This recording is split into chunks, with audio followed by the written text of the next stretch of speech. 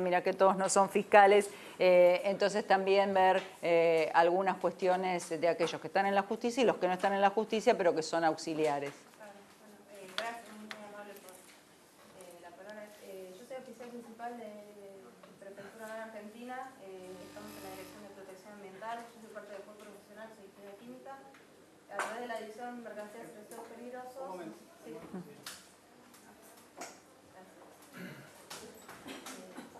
Comentaba que trabajo como ingeniera química en Prefectura, en la División Mercancías y Residuos Peligrosos. Nosotros intervenimos cuando hay un transporte marítimo, ya sea de mercancías o de residuos peligrosos, que son los alcanzados por la Ley 24.051 y el convenio de Basilea. En esos casos donde hay transporte de residuos peligrosos, también intervenimos con Aduana y el Ministerio del Medio Ambiente en la consolidación. En particular, la Prefectura lo que tiene la función es de intervenir digamos, en el código IMDG, que es el Código Internacional de Mercancías Peligrosas, derivado de la Organización Marítima Internacional, que a su vez se deriva de un código de Naciones Unidas, donde en ese código está incluido que las sustancias que estén ratificadas por el convenio de Basilea, y si bien se encuentren o no en ese código, tienen que ser transportados en envases adecuados, que están regulados por esos códigos, que tienen una serie de pruebas de idoneidad para el transporte de dichas mercancías. Digamos, acá en Prefectura, digamos, en un convenio con el INTI, selecciona envases de las empresas que solicitan la aprobación de esos envases, y en el INTI se realizan las pruebas de idoneidad de esos envases, y si superan esas pruebas, se le da autorización a esos envases para habilitarlos para el transporte de esas mercancías, por lo cual, una vez que las empresas cumplimentan toda la cuestión de aprobación a través del Ministerio del Medio Ambiente, con la aprobación del país donde que va a recibir las mercancías, a su vez, normalmente esto se da con un transporte marítimo, por lo general, dado los volúmenes y las distancias de traslado, a su vez tiene que complementar una legislación internacional para que estas mercancías sean transportadas de un modo seguro, para que no tenga efectos ni para la vida humana ni para las condiciones medioambientales, por lo cual también a los requisitos legales que ellos ya son tediosos digamos, de cumplir con las reglamentaciones. Además está esta reglamentación que también las empresas tienen que cumplir, que bueno, no pueden ser transportadas de cualquier manera, sino que hay un código que regula este transporte vía marítima. Sí, no sé si alguien quiere comentar también algún caso que tengan ustedes, alguna... ¿No? ¿Nadie tiene nada? ¿Alguna intervención? Si no, seguimos. Bueno, seguimos entonces. Bueno, esto para ver un poco también que el tema de mercaderías peligrosas o mercancías peligrosas también es necesario con los envases, y lo que yo les hablaba un poco del curso regional de GHS, que después, bueno, te lo voy a pasar, Matías, porque va a ser online, de implementación de GHS, que también es interesante para que ustedes puedan ver y determinar todo el tema. Bueno, ahí hablamos de la importación de productos químicos, el etiquetado, qué es lo que se tiene que acompañar en las importaciones y exportaciones. Y algo también importante, que acá no hay gente de aduana, pero estos cursos en general se dan también a los oficiales de aduana, que hay que agregarlos dentro de la red, porque es muy importante cuando llega la mercadería o el producto o el residuo en aduana, porque es el que lo para, no lo para, el que llama a la institución. Lo que yo creo que nos falta un poco es una cuestión de institucionalidad. ¿En qué sentido? Nosotros nos conocemos, entonces, bueno, me llaman, Leila, che, ¿con quién puedo hablar? O debe pasar lo mismo con ustedes, pero no hay una institucionalidad que uno tenga como un caminito. Vos lo comentaste, que me gustaría que lo comentaras ahora, porque me parece que es un proyecto interesante que puede salir también del ministerio en algún momento y que lo podamos encarar, de hacer un procedimiento. Ahora no lo quiere hacer más y yo lo... Vos. No, yo trabajo en la UFEMA, la Fiscalía del doctor Vichenzi. Lo que le comentaba a Leila, que lo que observaba en nuestro trabajo cotidiano es que a veces falta esta interrelación entre la justicia, digamos, y la ciencia, de buscar no sé si es una herramienta o sí, una forma de entrelazar esta complejidad que se presenta en el lenguaje técnico, por un lado, o en la falta de conocimiento técnico, lógicamente, de los operadores de justicia, y lo mismo del otro lado, buscar algún camino conjunto para poder abordar estos temas, porque me parece que únicamente es muy difícil llevar adelante causas donde tenemos cuestiones de residuos peligrosos o, bueno, como lo que están hablando de la importación de residuos sin tener un lenguaje, ¿cómo decirlo?, un lenguaje común o una forma de abordarla de manera conjunta. Nosotros, o por lo menos yo lo veo a diario en la tramitación de casos que se nos presenta como un problema.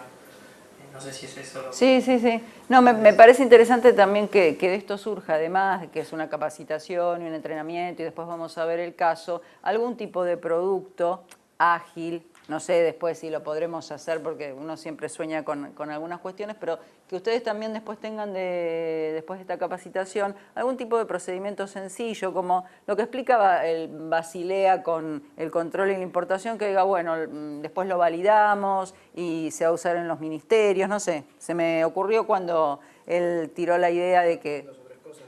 Dale, también lo vemos.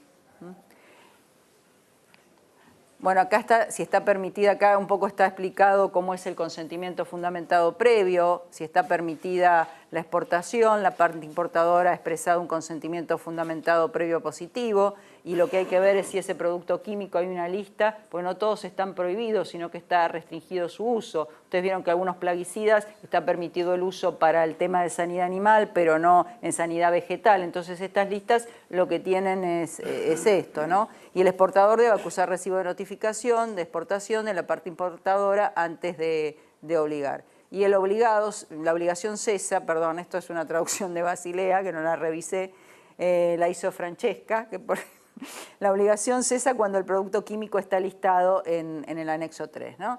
Y ahí, bueno, tienen también otro esquemita que parece muy fácil, como el de movimientos transfronterizos, se informa, dice no, sí se contacta, no está arreglado por el convenio de Rotterdam. O sea, acá lo que sí no entra es alimentos. En todo el tema de los químicos no entra alimentos, que es otro mundo aparte, que tiene otra regulación.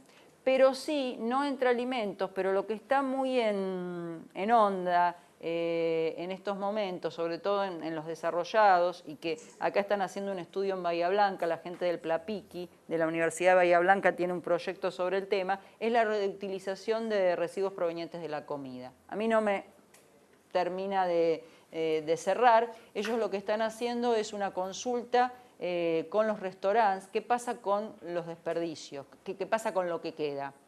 Y también están haciendo encuestas con los consumidores, con la gente de Bahía Blanca, para decirles, ¿usted aceptaría, cómo se podría reutilizar esto en materia de alimentos? Pero fíjense ustedes que ahí también hay bastante peligro, o sea, tiene que estar muy armonizado. Pero está toda la onda de reutilización también en materia de alimentos.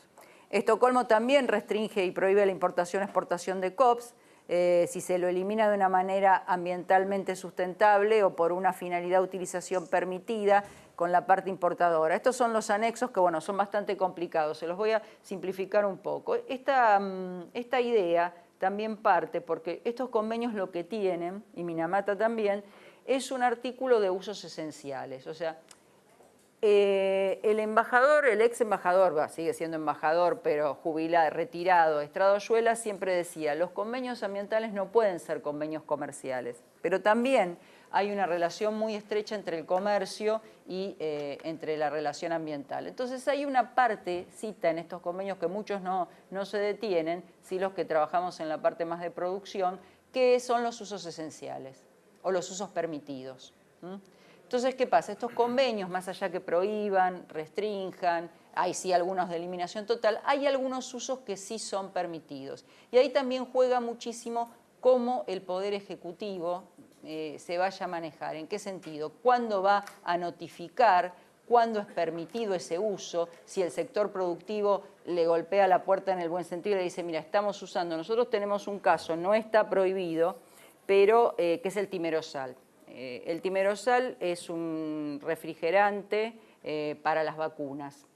Entonces, ¿qué es lo que sucede? En Argentina, en Mar del Plata, hay una empresa que lo produce y viene la gente de la Unión Europea que quiere un poco prohibirlo, no está prohibido todavía, la Organización Mundial de la Salud dice que no hay problema porque contiene algo de mercurio, y la gente de la Unión Europea viene a certificar la empresa porque es el proveedor para todas las vacunas. Entonces, ¿qué quiero decir con esto? Que hay una parte muy importante que tiene que ver con este comercio de productos y que es utilizable, y con también sustentar la producción nacional y sustentar además todo el tema ambiental.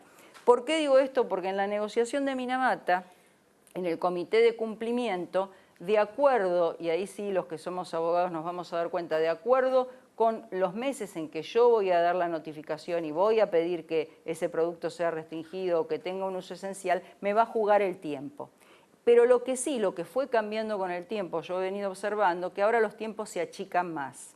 Entonces, ¿qué pasa? Antes vos tenías, como pasaba con el protocolo de Montreal, con el bromuro de metilo, que es una sustancia que se utiliza para la cuarentena de ciertos productos.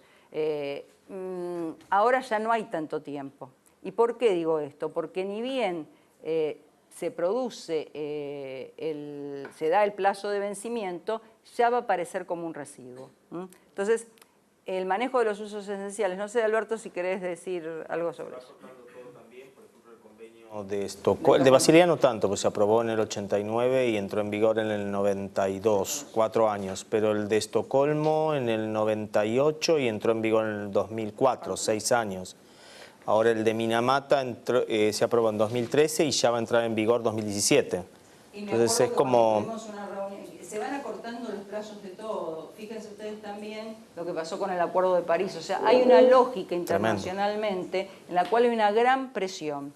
Entonces tenemos que estar preparados estructuralmente. Cuando yo hable de esta herramienta o de otras herramientas, cada uno por supuesto en su ámbito, hay que estar muy preparado porque la presión internacional es muy grande. Entonces nos va a obligar a tomar ciertas medidas de las cuales no estamos preparados y que ha sido ratificada, ¿no? Ahí tienen también cómo se da el procedimiento de COPS y de desechos, porque también después están los desechos que contienen COPS, más todas sus guías técnicas, ¿no? Y ahí está si el desecho COP se aplica el procedimiento de Basilea o si se aplica el procedimiento de COP, si está listado en Rotterdam. Por eso es un poco cuando comenzó todo este proceso de sinergia de los convenios, que era para ahorrar recursos también. ¿Por qué? ¿Qué pasa? Cada uno de estos convenios tiene una secretaría. Esa secretaría llama a la conferencia de las partes, que son todos los países, o sea, los países son los que deciden cuáles son las resoluciones que se van a tomar, y lo que se veía es que había una traspapelación de algunas cuestiones entre Rotterdam, Basilea y Estocolmo. Pero la verdad que se hizo con la intención de ahorrar recursos, de ahorrar personal en las secretarías, de ahorrar procedimientos. Entonces, el año que viene se va a hacer la triple COP. La triple COP es la conferencia de las partes de las 3 convenciones, que en definitiva, cuando se ve este proceso de sinergia, es útil, pero hasta por ahí nomás, porque hay 2 días de Basilea, 2 días de Rotterdam, 2 días de Estocolmo, se entremezcla todo y al final uno tiene que estar corriendo en cada reunión. No sé si querés comentar algo, que vos fuiste a algunas triples COP, ¿no? ¿Está bien? ¿Me aprobás? Bueno, ahí otra vez está el esquemita, todo esto lo van a tener, así que no hay problema en verlo, si el stock de desecho debe ser exportado, y si después tienen alguna duda, bueno, les vamos a dejar nuestros mails. Leila, si el tema de Minamata, tal vez, nada, que en el caso de Basilea son puros residuos. En el caso de Estocolmo son plaguicidas o productos químicos que pueden o no pueden devenir en residuos, dependiendo de las normas nacionales e internacionales. Redes de aplicación. Rotterdam es solamente productos químicos, ¿sí? Y Minamata lo interesante que tiene que son, pueden ser productos, pueden ser, o sea, puede ser el mercurio elemental como tal, puede ser productos que contengan mercurio comercializables, pueden ser residuos que contengan mercurios u otros pasivos contaminados con mercurio, o sea que es como que se va complejizando más también. Y a diferencia de los otros convenios, tanto el de Basilea, el de Rotterdam y Estocolmo, es una serie o gama de productos y desechos.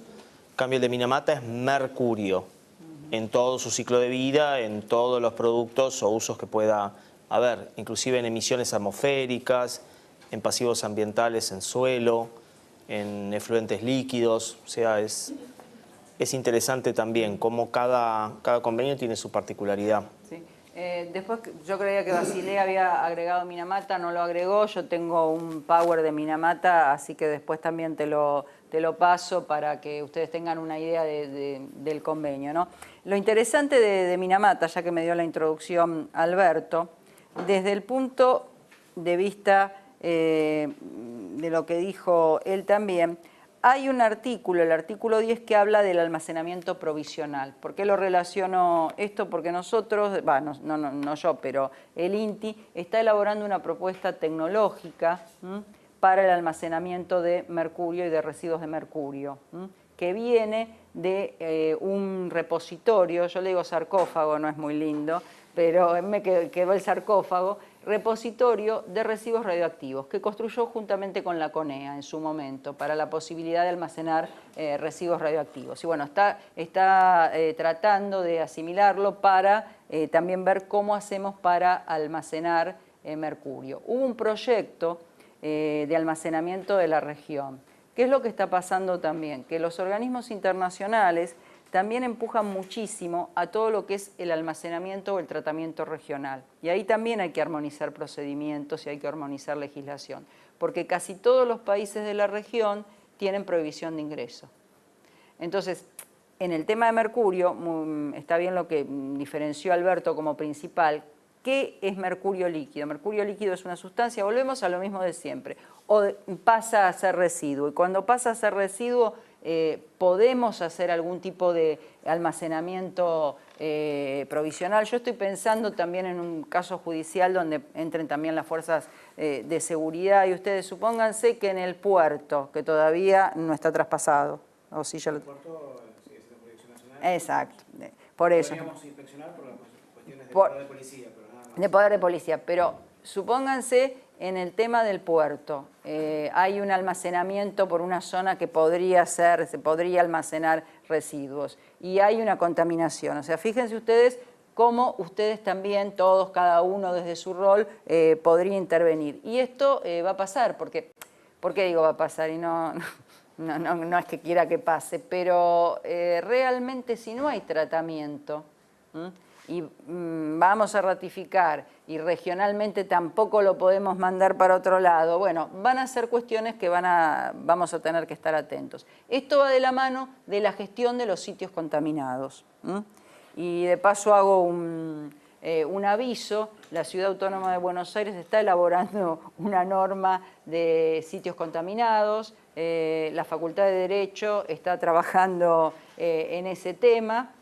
Así que prontamente van a tener también otra ley para aplicar, que es la de gestión de sitios contaminados. Entonces esto va de la mano, ¿por qué? Porque va de la mano del convenio de Minamata, que tiene especialmente un artículo referido a los sitios contaminados.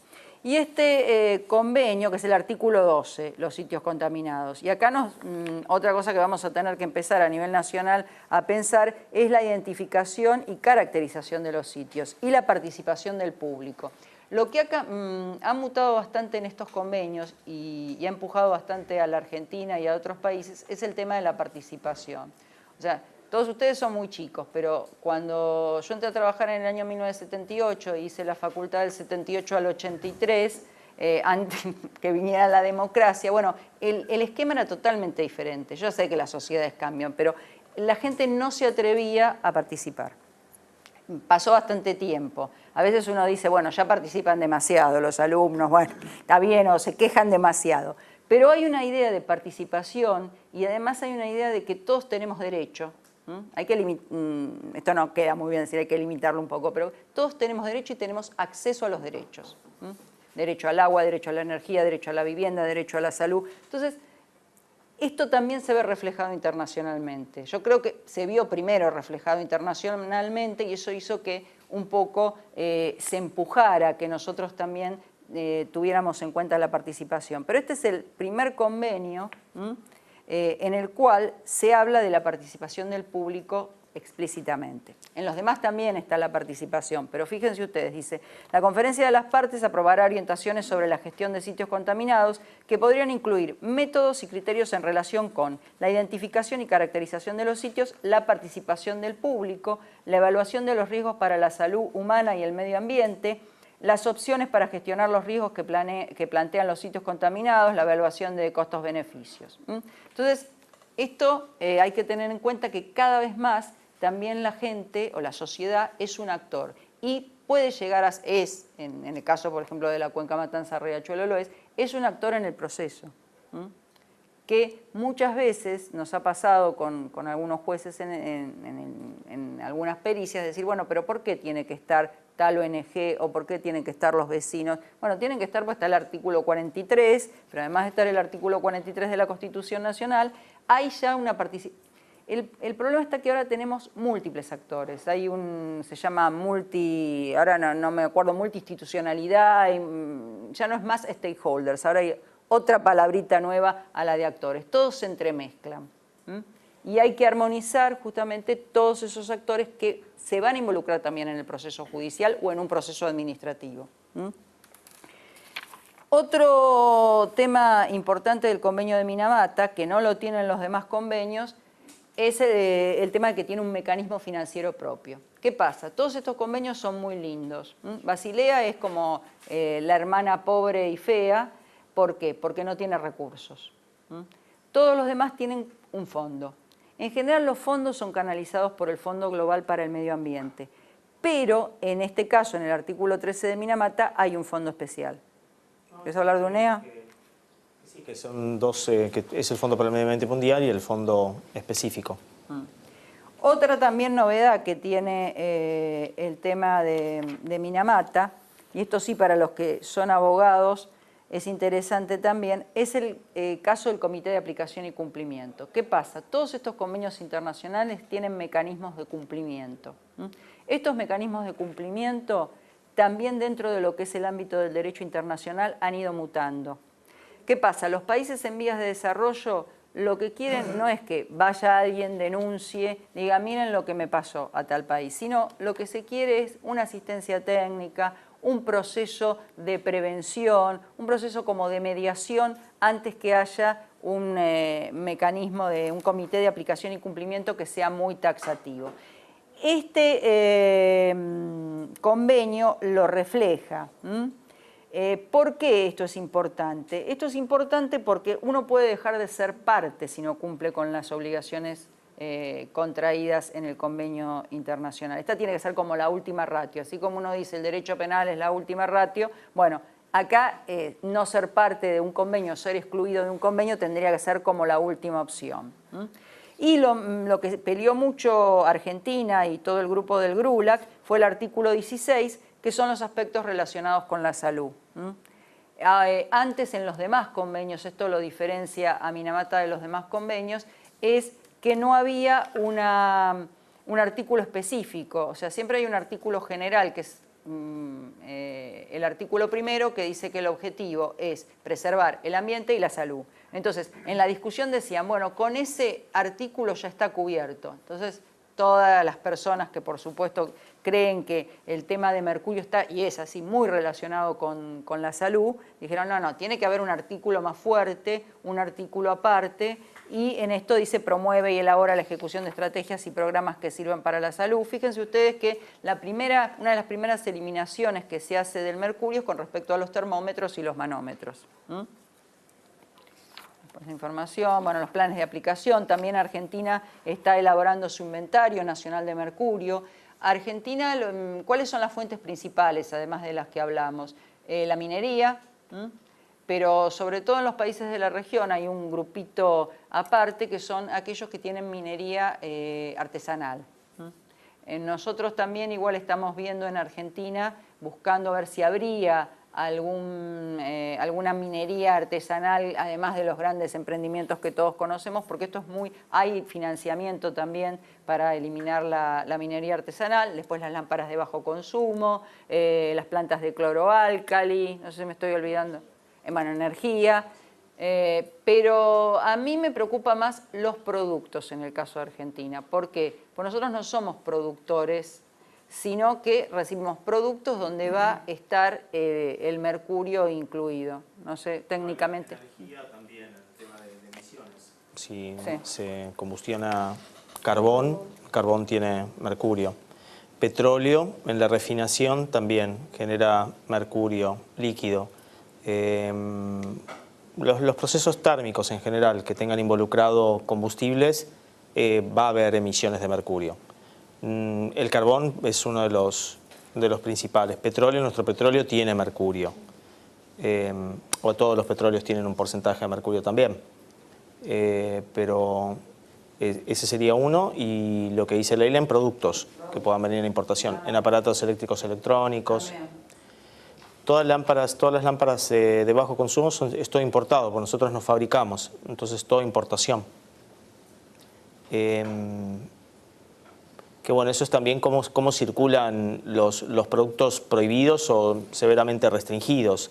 Alguien puede fabricar con mercurio que esté sobrando en otro país y bueno, se ingresa a nuestro país por la vía de importación, ¿no? Y además lo interesante en un momento fue cuando todavía no entra en vigor y hace unos años atrás cuando estaba la negociación, era poder sacarse ese mercurio de encima. Entonces la gente, hacer como un clearing house del mercurio. Entonces yo ya no lo necesito más porque en el caso de las plantas de cloroálcali me he reconvertido. Bueno, el mercurio sobrante, ¿lo necesita la minería o lo necesita otra actividad? Bueno, y esa es una manera también de reducir, o que se hubiera reducido bastante. Quería solamente terminar con las lámparas. En el anexo del convenio tiene un límite al 2020. Hay que tener, todas las lámparas de mercurio van a tener una concentración menor a tanto. ¿Sí? Que ahora no recuerdo el valor. Con las lámparas de bajo consumo, toda la región. Mica, ¿querés decir algo? Pues ya está trabajando en el Inventario Nacional de Mercurio. Sí, es una problemática me traje a todo el equipo por toda la región. No sé, Perú, Uruguay, todos importamos los productos. También todo lo que tiene que ver con productos vinculados a la salud, o sea, termómetros, hay un montón de cosas que nosotros tenemos normativa, hay países todavía que no, pero bueno, es un tema que tiene que ver con la importación de esos productos, porque no hay producción local. Y contá un poquito lo del inventario. Y no, el inventario, bueno, estamos avanzando, tenemos que básicamente relevar todas las fuentes de... No, pero me escuchan, ¿no? Con mi voz de corneta me escuchan todos perfecto, no tienen problema. Estamos relevando qué fuentes tenemos de generación, de liberación de emisiones de mercurio. Y bueno, la verdad que es bastante complejo acceder a esa información. ¿Hay información relevada? No, los voy a hacer mal a los oídos. No, pero porque se está grabando y está saliendo. Entonces no se puede. Ok. Bueno, me perdí dónde estaba, pero básicamente lo que nos está costando mucho es acceder a la información, a información relevada, pero bueno, tenemos que trabajar en cómo coordinamos y accedemos a esa información. Ya les digo, hay cosas publicadas, tenemos información por fuentes secundarias, pero bueno, estamos en trámite de validación por parte de los organismos de esa información a nivel local y nacional. Claro, el problema grande, por eso les comentara un poco, no es solamente la información, sino que Naciones Unidas en estos convenios nos da como un toolkit de herramientas y un toolkit de cómo tenemos que calcular las emisiones. Y ahí se complica bastante, porque realmente si no tenés la información, lo haces por default y no es verdadera, no es información real. Entonces, la verdad no estamos sabiendo qué es lo que tenemos, como pasa en otros ámbitos, no es solamente en lo ambiental propiamente dicho. Entonces, en definitiva, lo que quisimos abordar ahora a la mañana es que hay una agenda química. Esta agenda química tiene 3 convenios fundamentalmente que actúan sinérgicamente, que son Basilea de desechos, Estocolmo sobre contaminantes orgánicos persistentes y Rotterdam sobre comercio internacional de productos y plaguicidas. Y ahora se agrega, que es como la niña mimada, el convenio de Minamata. Fíjense ustedes que Estados Unidos fue el primero que ratificó el convenio de Minamata. No sé qué va a pasar ahora, pero en su momento Obama esto es una historia que pasa en el 2008 y es interesante de ver cómo estos procesos ambientales también están íntimamente ligados con los procesos políticos. Hacía años que se quería sacar un instrumento jurídico vinculante. Estados Unidos paraba que hubiera un convenio sobre eliminación del mercurio. Asume Obama en el 2008, en su primera presidencia, y ahí dice no, queremos un convenio. De hecho, en sí, ellos fueron el primer país que ratificó y creo que igual va a ser en Ginebra la sede, porque ahí también hay peleas internas, como siempre, de dónde van a ser las sedes de las secretarías de los convenios. Y Estados Unidos está peleando para que la sede del convenio de Minamata sea en Washington. Y bueno, Ginebra quiere que sea en Ginebra, en Suiza, porque Suiza nuclea a todos los convenios, no solamente a los ambientales. Ahí está la Organización de Propiedad Intelectual, está la Organización Internacional de Telecomunicaciones, Migraciones, o sea, la verdad que las secretarías están en Ginebra.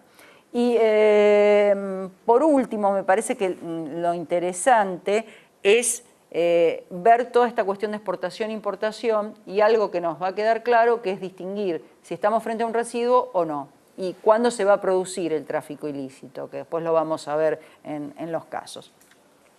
Ahora vamos a ver rápidamente por qué también se nos había ocurrido hacer estas capacitaciones, que después las vamos a replicar también regionalmente, y esta es la que se hizo en el 2013, que justo trataba también, daba un poco qué es Basilea, qué es Estocolmo. En ese momento no estaba Minamata todavía, porque no estaba el instrumento jurídico vinculante, y se trabajó mucho. Vino Antonio, que me olvidé de comentarte, el español, que lo podríamos haber también sumado, un procurador español que también trabaja en estas cuestiones, y un experto inglés, del cual sacamos el caso, Howard McCann, que muchas veces hace webinars, que podemos también, tener como un link directo para el que le interesa alguna vez estar en una webinar donde se presentan casos concretos y cómo han sido solucionados, y Howard trajo varios casos a la Argentina ya resueltos.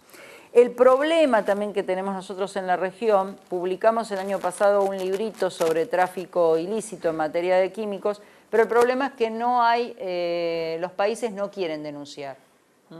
Porque claro, están denunciando al país que es parte y también con vecino. Entonces, bueno, ahí se hace bastante difícil, por eso tanto Antonio, el experto español, y Howard nos cuentan casos de la Unión Europea, como ellos, no digo obligan en una palabra, pero van llevando a que se empiecen a denunciar los casos, ¿no? Entonces, un poco lo que se planteó es qué son las redes de aplicación, por qué redes de aplicación. En esa también hay un power de la red tuya, si querés después lo pasamos. ¿Por qué redes de aplicación? Porque esto es relevante para los fiscales, ¿no? Y las redes de aplicación existentes, y la última, bueno, es esta red Enforce. Y bueno, es una cooperación estructurada entre diversos actores involucrados en la cadena de aplicación, y es un rol para organismos nacionales, ministerios de ambiente, aduana, policía, fiscales, jueces, organismos internacionales, Interpol. También les voy a dejar, que es de la persona de Interpol, no está actualizado, del 2013, también hay un power de Interpol de cuál es la intervención que Interpol tiene en estos asuntos. La OMA es la Organización Mundial Aduanera. Y después también los individuos, las organizaciones no gubernamentales, el sector privado y los centros regionales del Convenio de Basilea. Esto también tendría que haber traído un power, que es el centro. Les voy a comentar brevemente qué es el Centro Regional Basilea.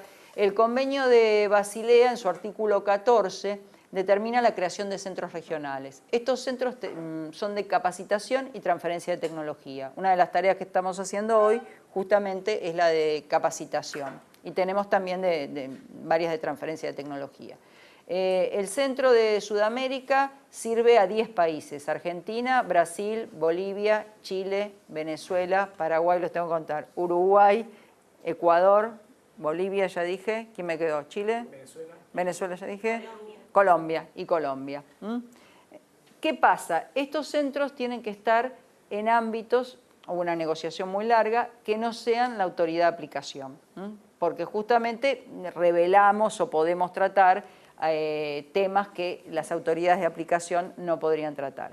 Y uno de las necesidades que salió en la región, pero de toda la vida, porque el centro está desde el año 95, la necesidad principal en la región es el tema de tráfico ilícito y la capacitación a los fiscales, la capacitación a los agentes aduaneros para que puedan resolver estas cuestiones. Entonces, bueno, el centro, que en este caso está alojado en el INTI, el INTI lo mantiene, también tiene su símil en Uruguay, donde lo mantiene un instituto similar al INTI, que es el LATU, que es el Laboratorio Tecnológico de Uruguay. Y en Brasil también hay un centro que está también en un símil o parecido al INTI y al LATU, que es el CETESBI, que es otro también instituto de metrología, no de metrología, perdón, porque es el INMETRO, de asistencia técnica a las pymes. Bueno, para combatir el tráfico ilegal de modo más efectivo mediante, por ejemplo, para esto sirven las redes, aumento de conciencia y entendimiento, promoción de diálogo y fomento de la cooperación, intercambio de información y mejores prácticas. Yo les decía que les comentábamos en esa reunión en El Salvador que, bueno, cada grupo con distintas regiones lo que hizo fue llenar el formulario de movimiento de transfronterizo, o sea, simular un movimiento transfronterizo de un país a un país y a un país tránsito para ver cómo se resuelve esto, construcción de capacidades en la aplicación de la legislación para la protección ambiental y desarrollo de enfoques coordinados, estandarizados o comunes, que es un poco lo que yo le estaba comentando a Matías, de poder hacer algún tipo de procedimiento y armonizar los mismos. Los fiscales desempeñan un papel vital en el sostenimiento de la legislación nacional que implementa el Convenio de Basilea. Esto siempre lo hablamos con Mati, porque cuando él me comentó que estaba en la red estaba mucho más circunscrito a CITES, al Convenio Internacional de Tráfico de Especies Amenazadas, y Basilea es como que es muy actual, pero la gente, no es Basilea solamente, toda la agenda química es como que no se vislumbra que puede plantearse casos, no solamente de tráfico ilícito, sino otro tipo de casos. El procesamiento exitoso de delitos ambientales como el tráfico ilegal de desechos peligrosos y otros desechos a menudo requiere la cooperación de múltiples organismos a nivel nacional e internacional. Y hay diferentes tipos de redes, el objeto, el mandato, el alcance, la naturaleza legal y la estructura del gobierno, hay miembros y observadores, por ejemplo, ahora la red que preside Matías también forma parte de la red Enforce, el alcance geográfico. Bueno, ahí tienen una serie de redes, ¿no? Interpol, también está la que está muy desarrollada y está muy aceitada, es IMPEL, que es la red de implementación y aplicación de la legislación ambiental en Europa. También INES, que también es europea, también tenemos la de Asia, tenemos la iniciativa de las aduanas verdes, Enforce, bueno, sí, agregamos la que presidís, la red de fiscales de Latinoamérica. ¿Es Latinoamérica y el Caribe? Sí. Sí, Latinoamérica y el Caribe, ahí se equivocaron. No, pero no, digamos, el Sí. nombre es Latinoamérica. Latinoamérica solamente. Y bueno, los requisitos de una red de aplicación efectiva, que el objeto y el mandato sean claros. Claro, porque algo que también estamos discutiendo es como que hay múltiples redes. Entonces, en la última reunión de Enforce, y no hay fondos para todas. Uno de los objetivos es que tengamos una web con todo el intercambio de información. ¿Y qué pasa? Bueno, ¿quién la va a financiar? Nos está financiando Landa, pero llega un momento que Landa dice, bueno, yo no financio más, a ver cómo financian ustedes. Entonces, un poco la idea que tenemos con Matías es presentar un proyecto, bueno, nosotros dos lo charlamos, pero hay muchos más detrás de esto, presentar un proyecto para poder sostener esta red que es de Latinoamérica, y el Caribe también, porque como yo les decía antes, en general, por ejemplo, Asia, Japón, todos sus fondos los pone en Asia, en general, para las cuestiones no solamente ambientales, supongo, pero para las ambientales, entonces a un donante japonés le dice, no, me dice, fortalezco la red de Asia. Los africanos, bueno, los suecos, todos los países nórdicos en general destinan sus fondos a África, y bueno, entonces Latinoamérica queda como un poco ahí descuidada con respecto a la posibilidad de acceder a fondos para fortalecer estas redes que son tan importantes. Pero después también hay como una contrapartida, porque los europeos dicen, bueno, ustedes no nos dan información. Y después está la información, y esto es algo que sí quiero remarcar porque me parece importante en general. muchas veces en Argentina no se quiere dar información. Pero después, cuando sale publicada con esta información que yo les decía por default, los mapas, enseguida dicen, pero ¿cómo no nos consultaron? Y bueno, cuando nos consultan, la información o no la tenemos o no la brindamos por determinadas circunstancias. Entonces, a mí siempre me pareció que hay que dar información. Por supuesto que hay que ser coherente, uno no va a dar información confidencial, todos conocemos cuáles son las excepciones dentro de las leyes de información ambiental y ahora de información pública nacional, pero me parece que si no se comparte un poco la información, no va a estar reflejado qué es lo que está pasando. Y al no estar reflejado, nosotros después asumimos compromisos internacionales que se basan en los diagnósticos que están hechos sin que nosotros hayamos brindado la información. Entonces es muy difícil cumplir, porque está dado en un mapa que no es el mapa de la información real. Entonces, me acuerdo una vez que estaba en una reunión y bueno, todavía hablaban de Amarita Fortabat, dueña de, por una cementera, ¿no? Ya no existía más, ya se la había mandado a los brasileros. Y bueno, estaba en el informe actual, 2013 estoy hablando, no estoy hablando de hace 2000 años. Entonces eso también complica mucho a la hora de tomar medidas. Bueno, un modo de comunicación acordado, miembros claramente definidos, alcance claramente, bueno, y ahí está también el problema que tienen todas estas redes. Estas redes son muy sensibles con el tema de información. Entonces ¿qué es la información que se va a compartir? Un debate que tuvimos muy arduo en Enforce fue eso.